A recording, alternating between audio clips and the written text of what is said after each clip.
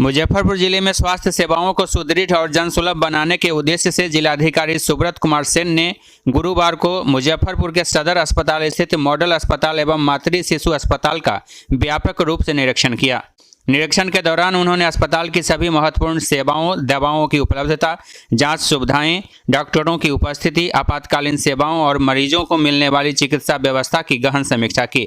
DM ने साफ साफ कहा कि सरकारी मानकों के अनुरूप सभी मरीजों को गुणवत्तापूर्ण उपचार उपलब्ध कराना प्रशासन की शीर्ष प्राथमिकता है। निरीक्षण की शुरुआत मॉडल अस्पताल से की गई, जहां डीएम ने ओपीडी व्यवस्था, ड्यूटी चार्ट, डॉक्टरों की उपस्थिति और रात्रिकालीन सेवाओं की जांच की। कई स्थानों पर समन्वय की कमी दिखने पर उन्होंने डॉक्टरों की उपस्थिति अनिवार्य रूप से सुनिश्चित करने और लापरवाही पाए जाने पर तत्काल कार्रवाई का निर्देश दिया। मातृ शिशु अस्पताल में बढ़ती महिला मरीजों की संख्या को देखते हुए डीएम ने अतिरिक्त निबंधन काउंटर लगाने का निर्देश दिया, ताकि गर्भवती महिलाओं और नवजात शिशुओं को बिना विलंब उपचार मिले। मातृ एवं शिशु स्वास्थ्य से जुड़े सभी मानकों के कड़ाई से पालन पर भी जोर दिया गया। सर, निरीक्षण किया गया हॉस्पिटल का, इस पर ये रूटीन जो है आज भ्रमण निरीक्षण जो आपको जो कहना है वो हम लोगों ने आज किया है और इसमें व्यवस्थाएं हम लोगों ने देखी हैं। 100 बेड का मॉडल हॉस्पिटल जो है वो इलेक्शन से जस्ट पहले इसका उद्घाटन हुआ था। उसमें सारी सुविधाएं लगातार जो है प्रदान करने की कोशिश अस्पताल प्रशासन के द्वारा की जा रही है, सुपरिटेंडेंट साहब के द्वारा और सिविल सर्जन साहब के द्वारा।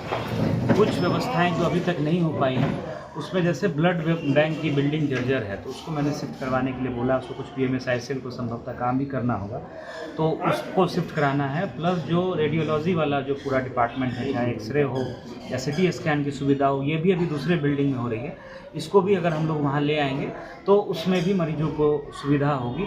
इसके अतिरिक्त मैंने ये भी कहा है सिविल सर्जन साहब को वो अपना ऑफिस इधर शिफ्ट करें। ऊपर बहुत सारे कमरे जो है जहाँ जो ड्रग इंस्पेक्टर्स हैं उनके लिए चैम्बर बना हुआ था, वो लोग अभी दूसरे बिल्डिंग में बैठ रहे हैं। तो सिविल सर्जन साहब के वहाँ बैठने और उनके कार्यालय के वहाँ शिफ्ट होने से जो एक एडमिनिस्ट्रेटिव जो एक मजबूती आती है तो वो भी आएगी। तो उनको मैंने बोला है कि आप टॉप फ्लोर पर जो खाली कमरे हैं कार्यालय के वहाँ शिफ्ट करिए। तो सिविल सर्जन साहब उसको भी शिफ्ट करेंगे। यहाँ 100 बेड का क्रिटिकल केयर यूनिट भी बन रहा है। ये हम लोगों ने अनुरोध भेजा था विभाग को और इलेक्शन से पहले इसमें स्वीकृति भी मिली थी। उसमें जो हम लोग देख रहे हैं कि उसका काफ़ी सारा कचरा और मलबा निकाल करके जहाँ तहाँ एजेंसी के द्वारा फैला दिया गया है। DGM BMSICL से हम लोग इस संबंध में स्पष्टीकरण भी पूछ रहे हैं कि इस तरह की लापरवाही क्यों बरती गई है। इसका तात्पर्य ये है कि उनके द्वारा या उनकी टीम के द्वारा इसका निरीक्षण नहीं किया गया है और जो भी गाइडलाइन है किसी भी वर्क प्लेस पर काम करने की, उसकी अनदेखी की जा रही है एजेंसी के द्वारा। और आगे भी अगर एजेंसी के द्वारा ऐसा किया जाएगा तो फिर उसके ऊपर हम लोग हैवी फाइन भी लगाएंगे। इसके अतिरिक्त कुछ सुधारात्मक बिंदु है, उस पर भी चर्चा हुआ। जैसे प्राइवेट वार्ड बन करके तैयार है, उसका हम लोगों ने राष्ट्र रोगी कल्याण समिति की बैठक में ही हम लोगों ने निर्णय ले लिया था कि 2-3 सरकारी संस्थानों से रेट मंगवा करके और उसमें अनुमोदन प्राप्त करके उसको प्रारंभ कर दें। तो वो कार्य अगले 1 महीने में हो जाए। उस संबंध में मैंने सिविल सर्जन साहब को और सुपरिटेंडेंट साहब को बताया है। सर्जरी जो डिपार्टमेंट है उसकी स्थिति बहुत ख़राब है।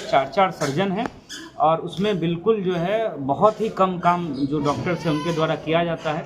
और लास्ट निरीक्षण में भी मैंने ये पाया था कि जो एफिशिएंसी होनी चाहिए, जो रिज़ल्ट होना चाहिए, वो सर्जरी डिपार्टमेंट से नहीं है। सुपरिटेंडेंट साहब को स्पष्टीकरण उन डॉक्टर से पूछने का निर्देश दिया गया है और अगर स्पष्टीकरण संतोषजनक नहीं पाया जाता है, सुधार नहीं होता है, तो हम लोग प्रपत्र का गठित करके भी 1 महीने के बाद उन डॉक्टर्स के विरुद्ध भेजेंगे। इस संबंध में सिविल सर्जन साहब को और सुपरिटेंडेंट साहब को बता दिया गया है। इसके साथ साथ जो MCH विंग है, यहाँ मात्र 1 रजिस्ट्रेशन काउंटर है।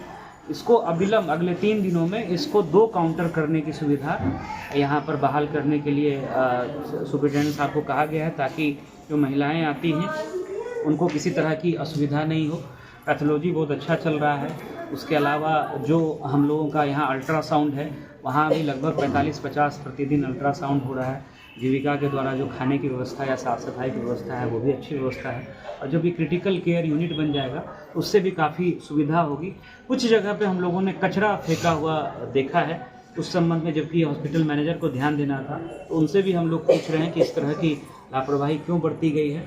लिफ्ट यहाँ लगा हुआ है, उसमें लिफ्टमैन नहीं रहने के कारण लोग भी उसको जो है ठीक से यूज़ नहीं कर पाते हैं और बार बार ख़राब हो जा रहा है। लोग कई बार उसकी रफ़ हैंडलिंग कर देते हैं। तो जो सुरक्षा कर्मी हैं प्राइवेट, उसी में से 2-3 लोगों को निकाल करके लिफ्ट को चालू करने के लिए हम लोगों ने सुपरिटेंडेंट साहब को कहा है, तो वो आंतरिक व्यवस्था के तहत उसको भी जो है यथाशीघ्र चालू करवाएंगे। तो इन सब बिंदुओं पे आज निरीक्षण हुआ। दवा वगैरह पर्याप्त है, सारी दवाएं मिल रही हैं, मरीजों का सेटिस्फेक्शन भी है। तो यही प्रयास है कि जो भी सुविधा है उसको हम लोग कैसे बेहतर करें। एक जो है MCHV में जो है डॉक्टर हैं, गायनेकोलॉजिस्ट हैं, वो भी एब्सेंट पाई गई हैं, उनका भी आज का वेतन स्थगित करके स्पष्टीकरण सुपरिटेंडेंट साहब पूछेंगे। तो यही सब आज के निरीक्षण के दौरान जो है। A to Z news live के लिए दीपक कुमार तिवारी की रिपोर्ट।